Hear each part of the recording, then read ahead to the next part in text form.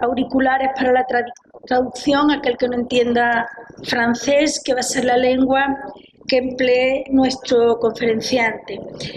Me cabe el honor de presentar al señor Henry Zuber, vicepresidente del Consejo Internacional de Archivos, y me cabe ese honor porque durante unos años comparto actividades orgánicas en el Consejo Internacional de Archivos. Por lo tanto, en nuestra presencia en esta reunión de archiveros, como ha citado el presidente de la asociación. Pero antes de iniciar esta sesión de trabajo y de comenzar la presentación de nuestro colega, quiero manifestarles mis condolencias, a las que creo que se sumarán todos los presentes, por la barbarie sufrida en París y por lo tanto en toda Francia y probablemente también en todo el mundo occidental, por los atentados del pasado día 13. Espero que no ocurra más. Y no podemos desalentarnos, como el mismo Henry me comentó en uno de los correos que hemos mantenido estos días.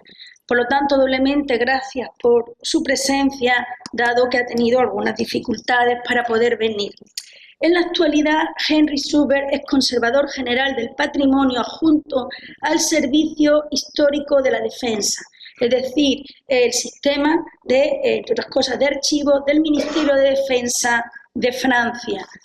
Henry se formó en la École des Chartes, esa gran escuela de archiveros, no solamente para Francia, sino también para gran parte de los archiveros españoles, entre otros. Fue archivero en los Archivos Nacionales de Francia.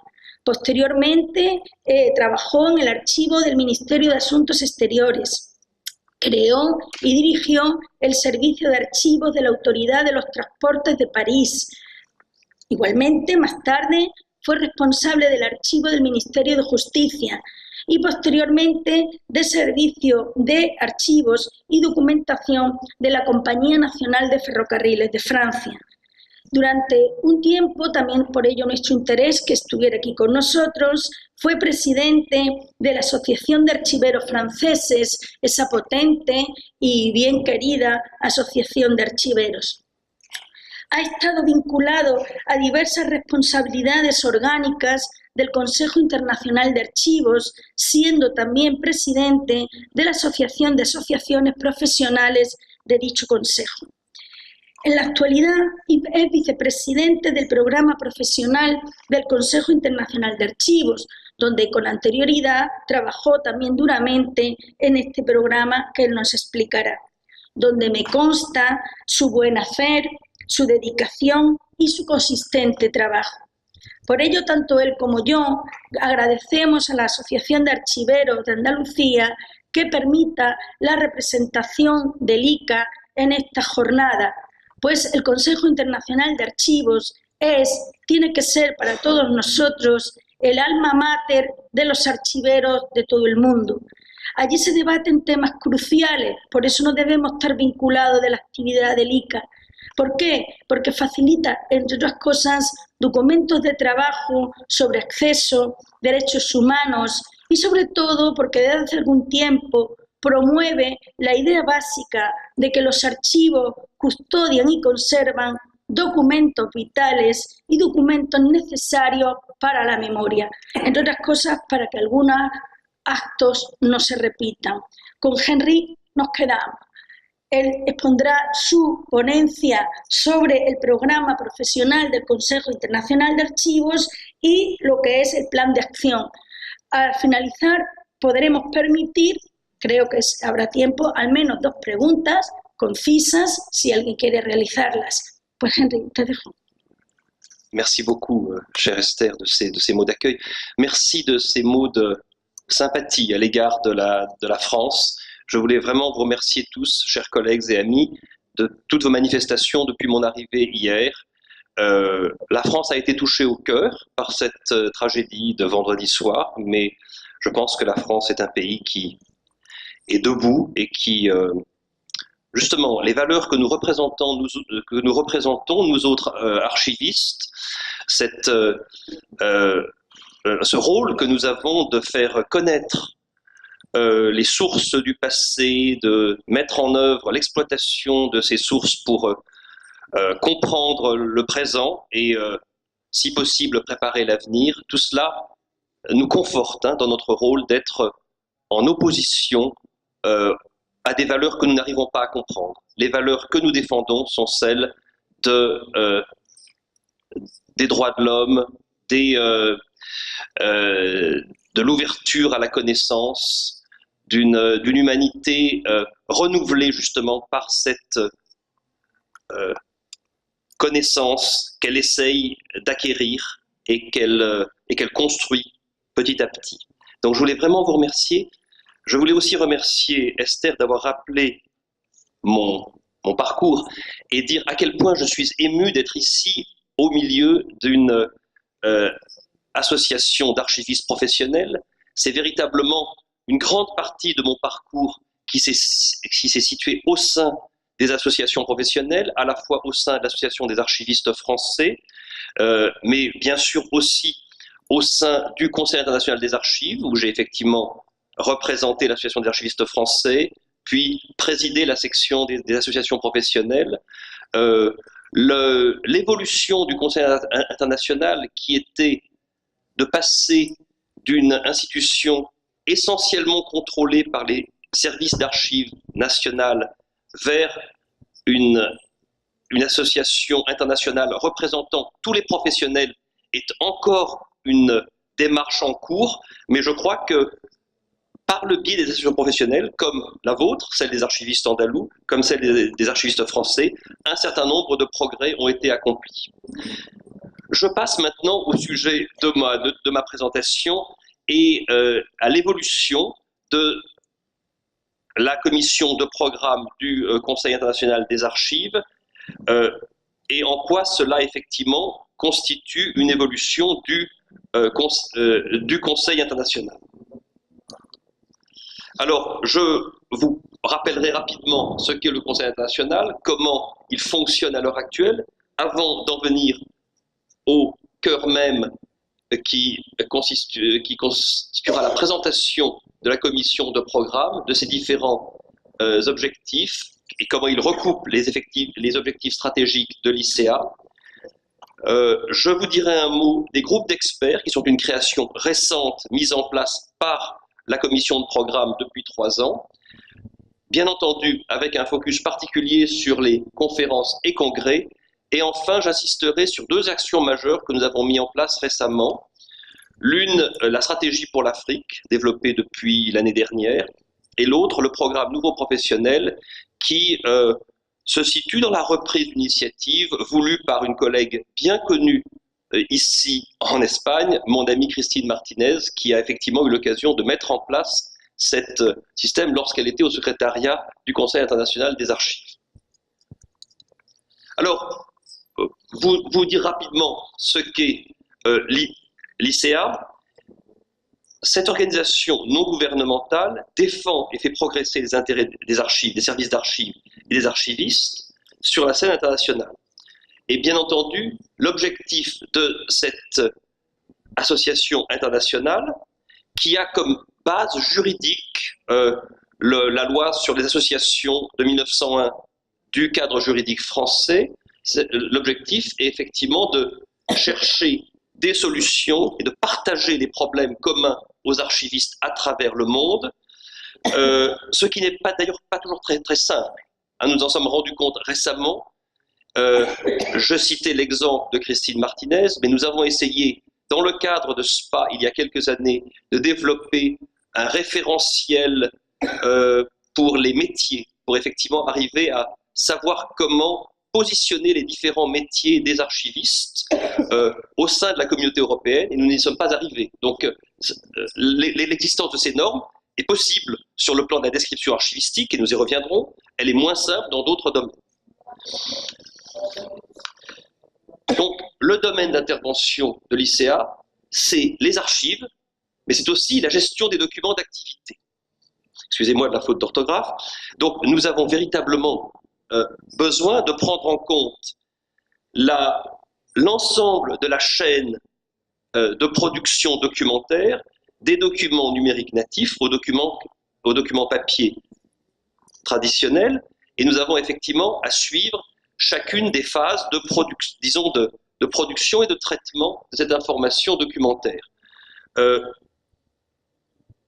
C'est des problématiques auxquelles vous êtes bien sûr confrontés dans votre quotidien. C'est des problématiques qui n'étaient pas si évidentes que ça dans la profession des archivistes. Quand j'ai commencé, j'ai à peu près l'ancienneté dans la profession que vous êtes en train de retracer dans le cadre de votre bilan. Très honnêtement, parler de records management, de gestion des documents d'activité, il y a 30 ans, dans les milieux officiels de l'archivistique en France, c'était presque un non-sujet. Et quand il nous a été question de faire valider, par exemple, la norme ISO 15489, qui est la référence en matière de records management en France, le premier mouvement de la direction des archives de France a été de dire oh, c'est une problématique des archives d'entreprise, donc c'est vous qui allez traiter, qui allez répondre à cette question. J'ai connu la problématique lorsque j'étais directeur des archives de la RATP, donc des transports parisiens. Donc c'est véritablement une question qui ne va pas toujours de soi, y compris même au sein des milieux professionnels. Alors bien sûr, outre ces problématiques de traitement de l'information, il nous semble indispensable de défendre des valeurs de coopération internationale, de faire partager, et c'est au centre de l'action de la commission de programme, de partager les bonnes pratiques professionnelles, les outils, et c'est d'ailleurs même c'est effectivement de mettre en place des outils reproductibles et réutilisables dans les plus grandes parties du monde professionnel. C'est bien sûr rappeler la solidarité professionnelle, et c'est aussi, et ça je vous le redis parce que je sais que vous êtes fiers de votre diversité linguistique en Espagne et dans le monde hispanique au sens large, il faut défendre effectivement la présence de l'espagnol au sein du castillan, au sein du Conseil international des archives. Il faut appuyer les initiatives d'ALA et de l'Espagne dans ce domaine, mais il faut le faire d'une façon qui fasse en sorte que nos idées avancent. Et j'ai ces débats, par exemple, à l'heure actuelle, avec les collègues francophones. Je leur dis, nous devons absolument défendre l'archivistique francophone. Mais si, pour défendre l'archivistique francophone, il faut participer à des groupes de travail en anglais, eh bien c'est comme ça que nous allons le faire. Donc il faut être d'une très grande stratégie. Il faut avoir l'esprit tactique. Nous pouvons parfois être amenés à défendre nos valeurs de diversité culturelle en utilisant la koiné internationale qu'est l'anglais. Ce n'est pas renoncer à notre diversité, mais c'est au contraire faire avancer nos idées. C'est compliqué, hein? C'est compliqué, ce n'est pas simple à défendre, mais je crois que dans un certain nombre de cas, j'ai le témoignage que cela peut marcher. L'ICA, bien sûr, dépend de bénévoles engagés. Et ça, c'est très important. Moi, je travaille en tant que bénévole, donc au sein de l'ICA, je suis pas... j'ai mon travail à plein temps et puis je fais l'ICA en plus. Je crois que c'est très important de dire que nous avons aussi besoin d'institutions qui reconnaissent l'intérêt de la coopération internationale. Et je dispose du soutien de mes différents employeurs pour participer à cette mission. Ça a été le cas des deux compagnies de transport qui ont été citées par Esther. C'est à l'heure actuelle le cas du service historique de la Défense. Donc, nous avons aussi besoin de ce soutien, même si les participations individuelles existent au sein de l'ICA. Alors l'ICA aujourd'hui, c'est 1600 membres, ce qui est beaucoup et ce qui est très peu. Parce qu'en fait, sur ces 1600 membres, il y en a environ 3/4 qui sont des membres institutionnels, et il y a 400 membres individuels. Ça veut dire que nous sommes présents dans 195 pays et territoires, et que nous sommes financés exclusivement ou à peu près par les cotisations de nos membres, que nous avons un certain nombre de relations de travail avec d'autres structures en charge de sur le plan international de la défense du patrimoine, donc, et du traitement de l'information, l'IFLA pour les bibliothèques, ICOM pour les musées, ICOMOS pour les sites, WC, AAA pour le patrimoine audiovisuel. Et je sais que là, il y a un très grand rôle des collègues espagnols sur cette problématique. Je vous disais, nous devrions être, si nous évoluions vers le système que j'ai évoqué tout à l'heure, qui est un modèle plus de participation de membres institutionnels non archives nationales et de membres individuels, nous devrions être 4 à 5 000 membres. Donc, c'est un peu l'objectif des équipes actuelles, avec un renouvellement du secrétariat sur lequel je reviendrai, qui est effectivement augmenter la participation aux travaux du Conseil international des archives. Très rapidement, un mot sur la gouvernance. Tous les pouvoirs relèvent de l'Assemblée générale. Nous disposons d'un comité exécutif qui est présidé par un président élu, qui est à l'heure actuelle le directeur des Archives nationales d'Australie, David Fricker. Ce comité exécutif se réunit à 2 reprises pendant l'année et gère les affaires courantes de l'ICA entre les assemblées générales, mais entre les réunions de ce comité exécutif, nous avons aussi des points entre officiers élus, c'est-à-dire président, comité, vice-président pour le programme et vice-président pour les finances, avec bien sûr la participation du secrétariat. La commission de programme coordonne et dirige le programme professionnel et nous avons aussi une commission d'évaluation qui fait le point sur et qui audite les organes de l'ICA ainsi que leurs activités.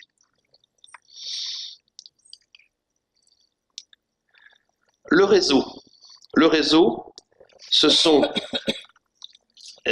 13 branches régionales qui s'appuient encore beaucoup trop sur les services d'archives nationales. Ces 13 branches régionales couvrent le monde entier avec un certain nombre de branches qui ont une importance capitale pour la présence de l'ICA et d'autres qui fonctionnent mal, insuffisamment ou de façon un peu superfétatoire. Je dirais que Eurbica, qui représente l'Europe, est tellement doublé par d'autres types d'organismes qui sont les réunions des archivistes nationaux dans le cadre de l'Union européenne ou dans le cadre du Conseil de l'Europe, qu'à l'heure actuelle, Eurbica est une branche presque dormante. De la même façon, NANICA, qui est la branche nord-américaine de l'ICA, se trouve dans une situation où nous avons du mal à faire participer nos collègues nord-américains qui pensent avoir déjà tout à leur disposition au sein de leur pays. Donc c'est finalement des problématiques de pays trop riches en réflexion et en coopération internationale, que ce soit Eurbica ou NANICA, et ce qui explique peut-être une moins grande participation, une moins grande présence de ces branches au sein de la structure de l'ICA. Pas une moins grande participation des collègues aux travaux de l'ICA, mais ça ne se traduit pas par le biais des branches. Nous avons 12 sections spécialisées qui regroupent les professionnels représentant un intérêt commun. Donc Esther représente la section des archives d'architecture. Il y a donc d'autres sections pour le sport, pour les archives municipales et territoriales, pour les archives notariales. Donc c'est bien sûr les archives des entreprises, et ces différentes sections organisent des manifestations et produisent aussi des manuels de travail. Nous avons mis en place, dans le cadre de la commission de programme, un certain nombre de groupes d'experts sur les différents sujets que vous voyez, et ces sujets correspondent aux grandes orientations stratégiques mises en valeur par la commission de programme et par l'ICA en particulier. Et enfin, nous avons bien entendu, dans le fonctionnement de l'ICEA, le secrétariat à Paris, qui est le centre opérationnel de l'ICEA et qui gère les relations avec les organisations partenaires. Nous avons la grande chance, tout en rendant hommage aux collègues qui ont été dans ce secrétariat depuis 30 ans jusqu'à présent, nous avons maintenant une nouvelle équipe. Nous avons une nouvelle équipe avec un changement radical donc de portage autour de David Leitch, qui est le secrétaire général.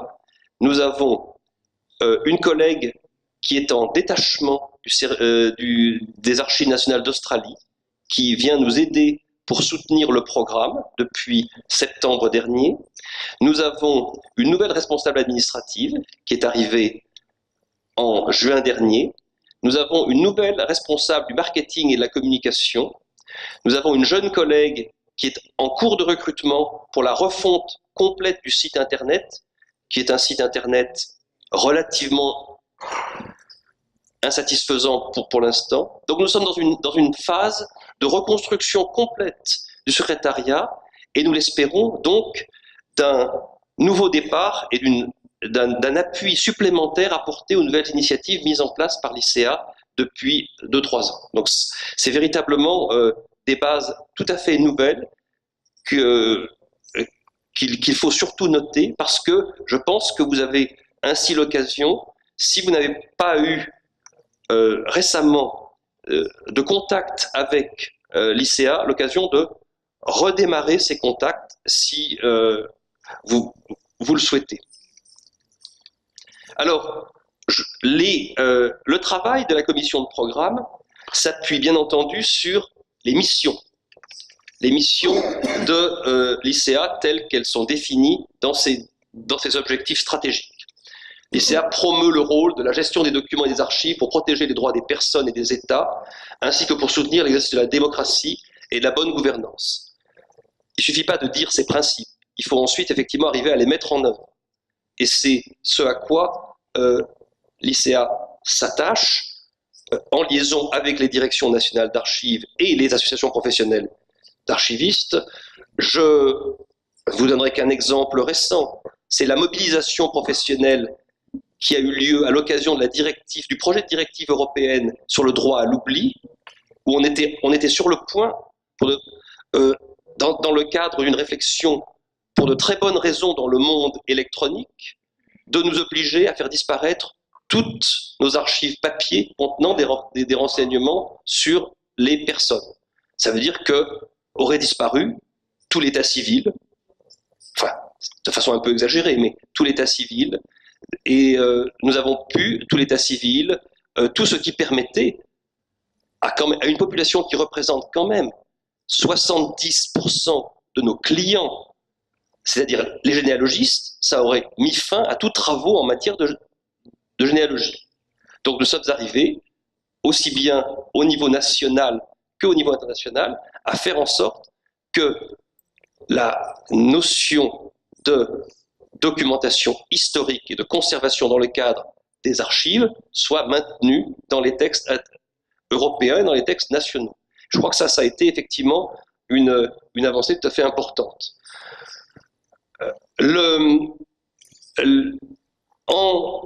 En travaillant sur la gestion des documents, l'ICEA, bien sûr, s'efforce de faciliter une meilleure compréhension entre les sociétés en renforçant la coopération internationale et en respectant la diversité culturelle et linguistique. Je n'y reviens pas, j'en ai parlé tout à l'heure.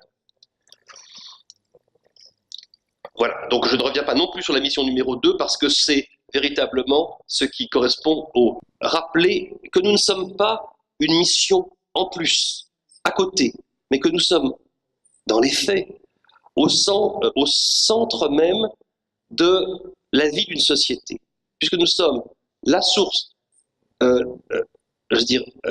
l'ICEA, en défendant les archives, rappelle que les archives sont au cœur de la vie des sociétés, en ce sens qu'elles représentent à la fois un arsenal juridique, mais aussi un arsenal informationnel incontournable et indispensable. Donc, ce à quoi s'attache l'ICEA, par le biais du Forum des archives nationales, FAN, qui a été mis en place il y a 3 ans à Brisbane. au Congrès international de Brisbane, à travers SPA, qui est la section des associations professionnelles d'archivistes, à travers un groupe d'experts particuliers mis en place par l'ICA, par la commission de programme, c'est d'améliorer la prise de conscience. C'est ce que les anglo-américains appellent advocacy, hein, c'est-à-dire défendre, convaincre les principaux décideurs que les archives sont importantes pour la bonne gouvernance, la transparence administrative et la démocratie. Souligner l'importance stratégique des archives comme atout dans la gestion de l'information. Bien sûr, faire en sorte que les archivistes disposent des moyens qui défendent cette cause. Et puis, faire mieux connaître ce à quoi correspondent les archives auprès du grand public. Il y a un public qui nous est acquis, ce sont les généalogistes, ce sont les chercheurs académiques, mais il y a entre ces deux, alors je dirais pas extrêmes, mais entre ces deux catégories qui sont numériquement très disproportionnées, il y a entre ces deux catégories tout un monde entier, d'une partie importante du grand public qu'il faut arriver à sensibiliser à l'importance des archives. Avec cet argument simple, si nous ne conservons pas les archives et si nous ne les rendons pas accessibles, c'est quand même un autre sujet particulièrement important, les sociétés connaîtront une perte irréversible de leur mémoire collective et individuelle. Donc, je dois dire que l'adoption récemment par l'ICA d'un texte sur les principes d'accès aux archives, le travail que nous menons actuellement autour d'archives et droits de l'homme, toutes ces questions sont au cœur de cette problématique. Alors bien entendu, nous avons aussi à suivre le développement et l'usage des nouvelles technologies. On disait, mais je crois que c'est faux, on disait qu'il était plus facile de faire d'un spécialiste des technologies de l'information un archiviste que d'un archiviste un spécialiste des nouvelles des technologies de l'information. C'est peut-être vrai pour les gens de ma génération, mais c'est sûrement pas vrai pour les jeunes collègues.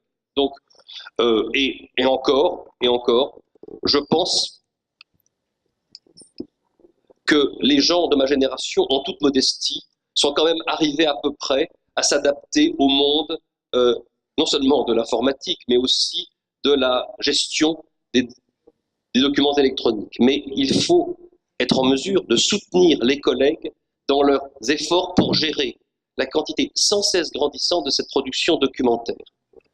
Quand vous voyez par exemple que vous avez des collègues en Afrique pour qui le traitement documentaire, le traitement des archives, c'est encore de faire du pièce à pièce, c'est de traiter analyser les documents les uns après les autres, vous voyez que nous parlons de mondes complètement différents.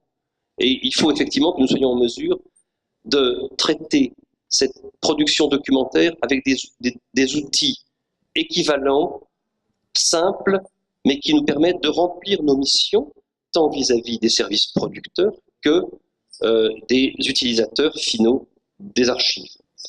Nous devons aider les archivistes à exercer une influence dans les programmes d'administration électronique, de gouvernement électronique.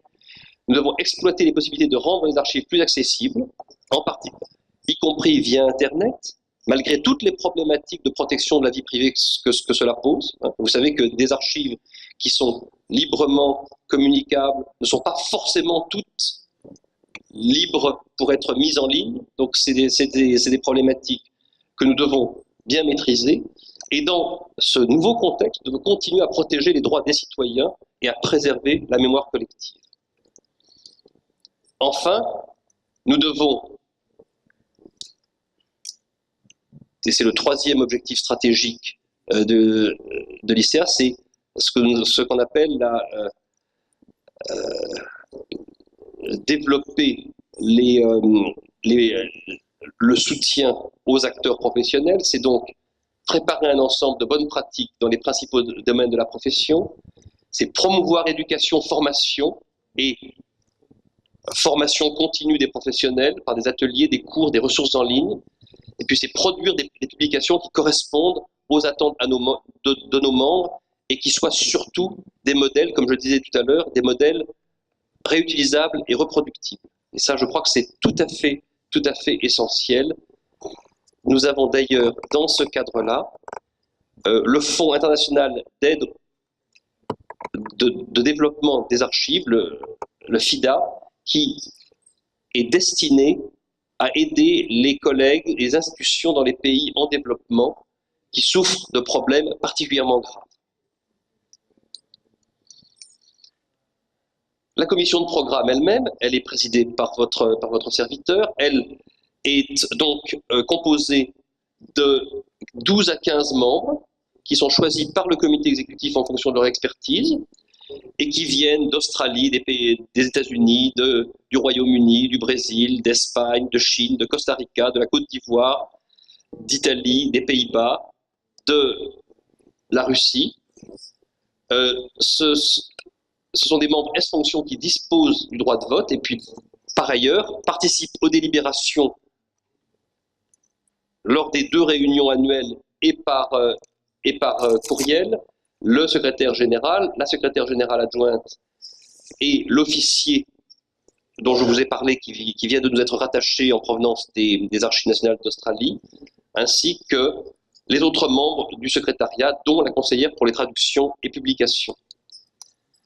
Donc, le rôle de la commission de programme, c'est de mettre en œuvre les objectifs de solidarité, de partage et de développement de l'ICA. Nous apportons notre soutien par, bien sûr, des conseils aux membres, par une expertise et par des contacts. Et nous traduisons ceci par des projets, des outils et des productions, normes, contenus de formation, conférences et séminaires. Donc, nos objectifs sont définis tout récemment, c'est de monter et organiser la conférence annuelle et les congrès quadriennaux. Le prochain a lieu à Séoul en 2016. C'est de coordonner toutes les activités liées au programme, c'est-à-dire que tout ce qui est relève du contenu professionnel est piloté par la commission de programme qui, d'une part, évite les répétitions au sein du réseau de l'ICA, mais surtout apporte son aide soit par une accréditation de la démarche, soit par un financement. Et il s'agit des activités en provenance de tous les secteurs de l'ICA, branches, sections et groupes d'experts. Donc, nous suivons et nous pilotons les groupes d'experts et les groupes de travail. Nous veillons à ce que les branches, qui sont parfois, comme je vous l'ai dit tout à l'heure, le parent pauvre au sein de l'organisation, soient bien présentes dans la mise en œuvre du programme, et nous faisons en sorte que les sections fassent bien le lien entre le programme et les programmes d'activité qu'ils développent au sein de leur structure. Alors, nous avons mis en place, et c'est la création de 2012, un certain nombre de groupes d'experts qui sont les suivants. Enfin, ils ont comme mission ces différentes fonctions. D'abord, c'est bien sûr de se situer en conseil auprès de PICOM, secrétariat des officiers élus. C'est de mettre en œuvre un état de lieu dans leurs domaines respectifs, de faire le bilan de ce qui existe pour que nous soyons en mesure de développer de nouveaux outils, et c'est ensuite, bien sûr, de mettre en place ces outils dont je vous parlais, conceptuels ou opérationnels, réutilisables, destinés au plus grand nombre de collègues. Alors, les groupes qui existent à l'heure actuelle, vous avez un certain nombre de groupes qui existaient déjà, groupes de travail qui existaient déjà en 2012, avant la refondation de la commission de programme. C'était celui sur la description archivistique, à qui nous devons les différentes normes mises en place depuis 20 ans, dont ISAGE, qui est maintenant une référence incontournable au sein du monde des archives.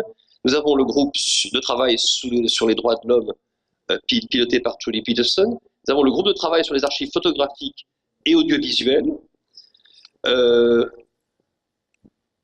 Ces groupes existaient et continuent effectivement à apporter leur expertise à la commission de programme.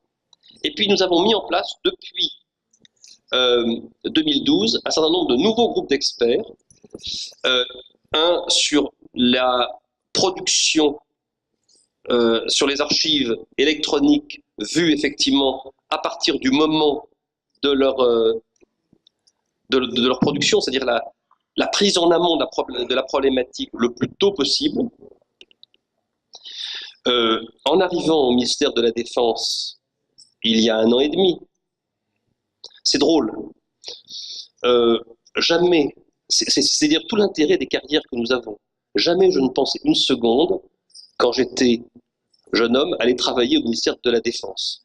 J'étais plutôt de cette génération très anti-militaire, qui effectivement faisait tant bien que mal son service militaire, qui existait encore en France, mais j'ai découvert au ministère de la Défense tout l'intérêt qu'il y a effectivement qu'offre notre métier, c'est-à-dire de passer d'un domaine à un autre.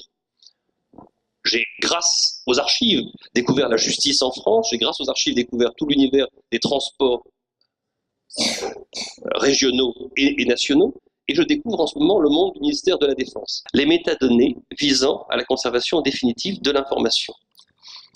Je ne connaissais pas ce système ailleurs en France. Donc, très honnêtement, il y a donc là des possibilités de véritablement de présence et de conservation de l'information sur le long terme, de même que nous sommes présents au moment du retrait de chacune de ces applications lorsqu'elles sont remplacées par une autre application plus performante. Cela est vrai aussi bien pour ce que nous appelons les SIAG, qui sont les systèmes d'information d'administration générale, que les SIOC, qui sont les systèmes d'information opérationnels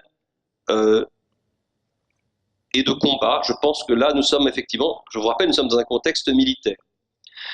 Nous avons donc un autre groupe d'experts qui est celui sur les bâtiments et l'environnement de conservation.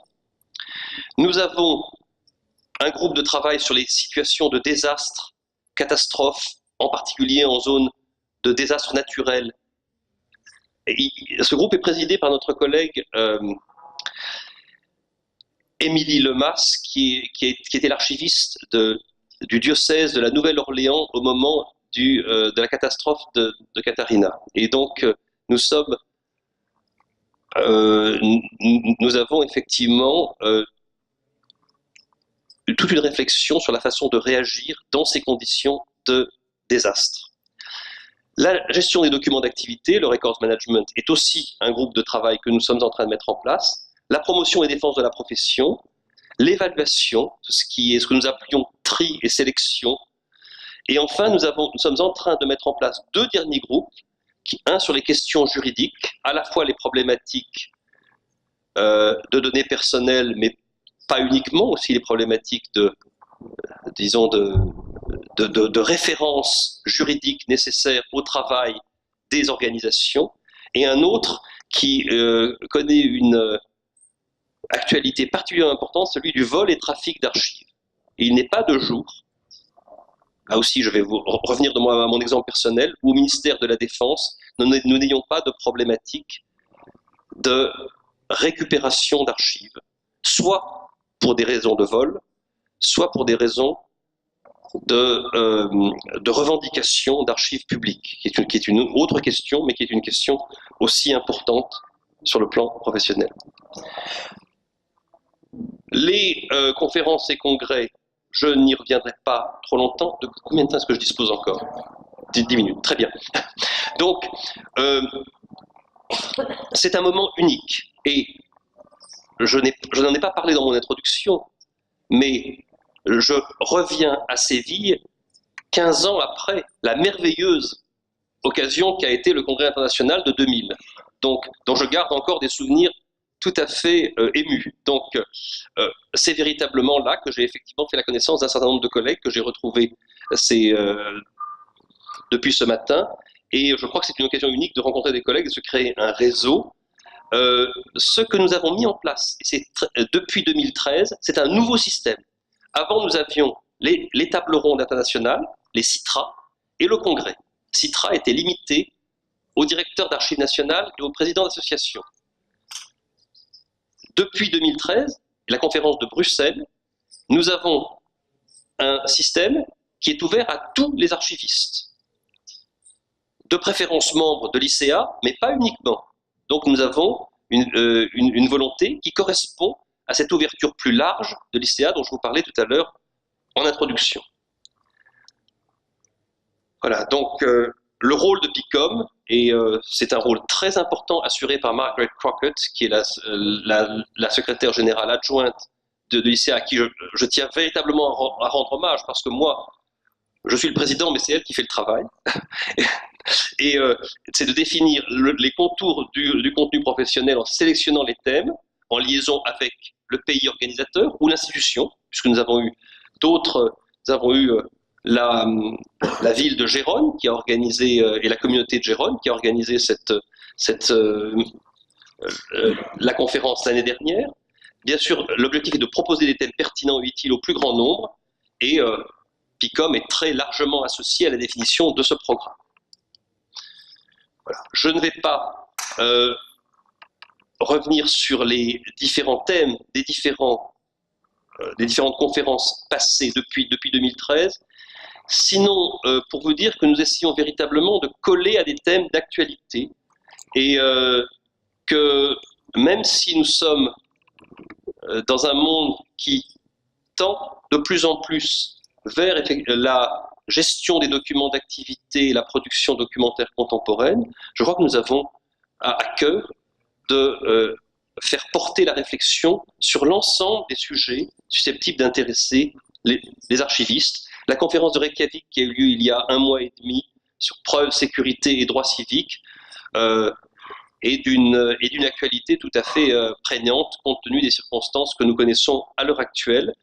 Le thème de Séoul, archives, harmonie et solidarité, correspondent à une attente de nos collègues asiatiques et permettra de, je pense, reprendre un très grand nombre des thèmes partagés par le plus grand nombre de professionnels. Je veux, pour conclure, vous dire un mot de notre stratégie pour l'Afrique. Cette stratégie pour l'Afrique vient du fait que nous nous sommes rendus compte que nous n'arrivions pas à organiser avec nos collègues africains une conférence annuelle en Afrique. Donc, nous sommes fixés de l'organiser en 2018 et nous voulons surtout le faire à partir des besoins exprimés par nos collègues africains, bien sûr en reprenant la réflexion développée au sein des branches. Alors, il y a Warbika, qui est l'association de l'Afrique de l'Ouest, Senarbika, qui est l'association des pays africains du centre, et qui est une association qui est une branche qui a du mal à s'affirmer, et puis une branche assez active, plutôt de tradition anglophone, qui est la branche Ezarbika de l'Afrique de l'Est et du Sud, avec des pays assez engagés comme la Tanzanie, le Kenya et le Mozambique, le Zimbabwe et l'Afrique du Sud. Mais cela ne veut pas dire, et ça a été l'un des points de notre discussion avec les collègues francophones à Reykjavik, que nous ne prenons pas en compte le réseau francophone que constitue l'Association internationale des archives francophones. Et nous venons d'ailleurs de décider de faire co-présider le groupe de travail que nous avons mis en place par le directeur des archives du Maroc. Donc nous aurons Jahama Baïda comme président du groupe de travail sur la stratégie pour l'Afrique, avec le professeur Justus Wamokoya, qui est professeur à l'université de Nairobi. Donc, le calendrier que nous avons... je vous ai parlé de la constitution du groupe de travail. Nous avons élaboré un programme de travail en juin dernier, qui a été approuvé par le Conseil et le comité exécutif, et nous organisons un plan d'action autour de 2 objectifs stratégiques, défense et promotion de la promotion. Il y a un exemple, je vais reparler de mon amie Christine Martinez. Elle était arrivée à mettre en place au Burkina Faso une action extrêmement intéressante de sensibilisation du président du ministre des Affaires administratives, devenu ensuite président de l'Assemblée nationale pour effectivement prendre en compte cette importance des archives. Et nous venons de mettre en ligne sur le site de l'ICA la traduction française de la boîte à outils pour une bonne gouvernance, qui est un outil extrêmement important que peuvent utiliser les collègues archivistes pour sensibiliser leurs administrations et leurs décideurs à la nécessité de mettre en place une politique de gestion de l'information et de traitement et de conservation des archives. Bien sûr, l'enseignement et la formation est un élément qui nous est largement remonté par les collègues africains et que nous essaierons de mettre en œuvre. Les nouveaux professionnels, c'est notre avenir, hein. C'est véritablement les collègues, un programme d'intégration des collègues présents dans la profession depuis moins de 5 ans. Nous avons mis en place un système de bourse pour les conférences annuelles avec des comptes rendus offerts par eux dans les comptes Twitter et le site web de l'ICA. Et nous essayons de les faire participer en tant que soutien ou en tant que assurant le secrétariat aux projets de section et aux groupes d'experts. Donc tout cela, j'arrive à ma conclusion, pour dire que nous sommes en plein renouveau à travers les groupes d'experts, à travers ces projets, ces programmes de la commission de programme. Nous voulons faire comprendre aux décideurs des organisations nationales et internationales que la gestion efficace des documents et des archives est une condition préalable et essentielle à la bonne gouvernance, à l'autorité de la loi, à la transparence administrative, à la préservation de la mémoire et à l'accès à l'information pour tous les citoyens. Je vous remercie et je suis prêt à répondre à une ou deux questions. Gracias.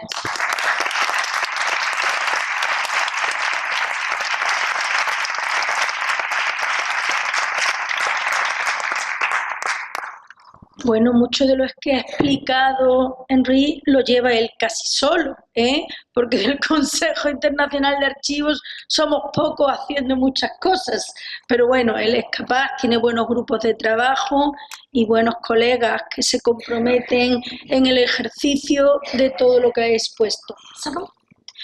Bueno, sí, dos preguntas breves, cortas, porque vamos un poco retrasadillos, pero... ¿Alguna cuestión? Pues solamente yo quiero decir una cosa, ya desde el otro lado de la barrera de lo que Henry ha explicado. Yo creo que los archiveros, lo digo por mí misma, no hacemos uso de las herramientas que, por ejemplo, la comisión del programa pone a nuestra disposición. Como bien él ha explicado, hay convocatorias donde se presentan proyectos que tienen una parte de financiación. Yo les animo a que les voy a dar más trabajo a los evaluadores, pero ahí está. Y todo lo que hagamos individualmente, aprobado a través de la comisión del programa y del Consejo Internacional de Archivos, no es algo personal o local, sirve para toda la comunidad de archiveros, que eso es lo importante. Pues creo que tenemos media hora, ¿no? Si podemos abreviar un poco en el café, nos deberíamos ver aquí, pues 12 menos 10. Gracias.